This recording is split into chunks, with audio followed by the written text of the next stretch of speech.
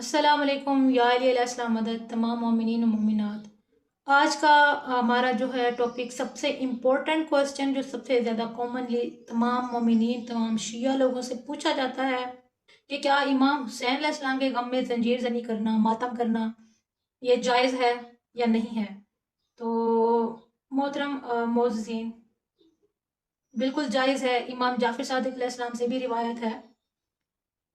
लेकिन उससे पहले मैं आप लोगों से छोटी सी एक बात और करना चाहूँगी जो हम आम इंसानों के जहन में ये बात नहीं बैठती है। मैं कोशिश करूँगी कि किसी की भी इस वीडियो में दिल आज़ारी ना हो और किसी को ये बात बिल्कुल पर्सनल ना लगे, इंशाल्लाह। तो सबसे इम्पोर्टेंट बात जो मैं आप लोगों से डिस्कस करना चाह रही हूँ वो ये है कि हम पूरा साल हर एक बंदे के पास मोबाइल है। हर एक बंदे ने YouTube, Facebook, TikTok, songs, movies, हर बंदे ने पूरे साल ये चीज़ें देखनी होती हैं और बगैर मतलब नॉन स्टॉप देखनी होती हैं। लेकिन मेरा हमेशा यही माइंड में मतलब मैं जब से होश संभाला है मैंने इस चीज़ को बहुत ज़्यादा देखा है कि हमारी आवाम जब भी मुहर्रम का चाँद नज़र आता है, जब भी मुहर्रम का चाँद नज़र आता है, तो शियों पे ये बहुत बड़ा सवाल किया जाता है कि तुम लोग मातम क्यों करते हो।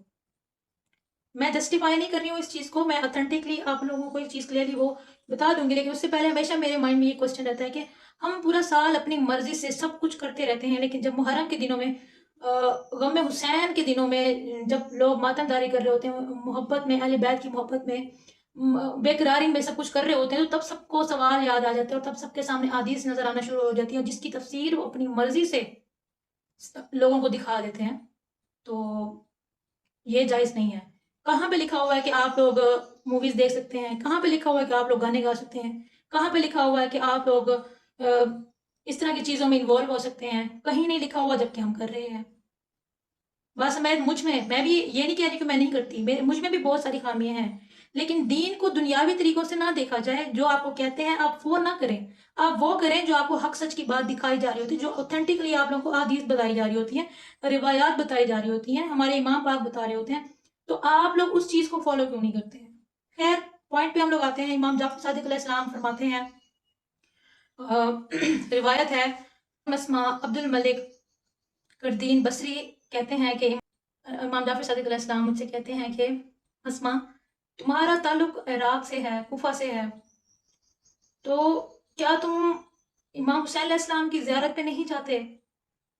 तो मस्मा कहते हैं कि मौला हुसैन, मैं बहुत मशहूर बंदा हूँ, मैं बहुत मशहूर इंसान हूँ, तो मेरे वहाँ पे इर्द गिर्द बहुत सारे जानने वाले हैं, बहुत सारे जानने वाले हैं, जो कि अगर उनमें से किसी को ये पता चल गया कि मैं ज़ियारत इमाम हुसैन के लिए गया हुआ हूँ, तो वो मेरे कान, मेरे आंखें निकाल देंगे, मेरे कान काट देंगे, मेरी नाक काट देंगे, मेरी गर्दन उड़ा देंगे। वो बहुत जालिम लोग हैं। तो इमाम जाफर सादिक अलैहिस्सलाम फरमाते हैं कि क्या जब तुम, अगर तुम्हारा नहीं जाना होता, क्या तुम उन दुख में, उनके गम में बेकरार हो जाते हो। तो जनाब मसमा कहते हैं कि मौला, मैं बहुत बेकरार हो जाता हूँ।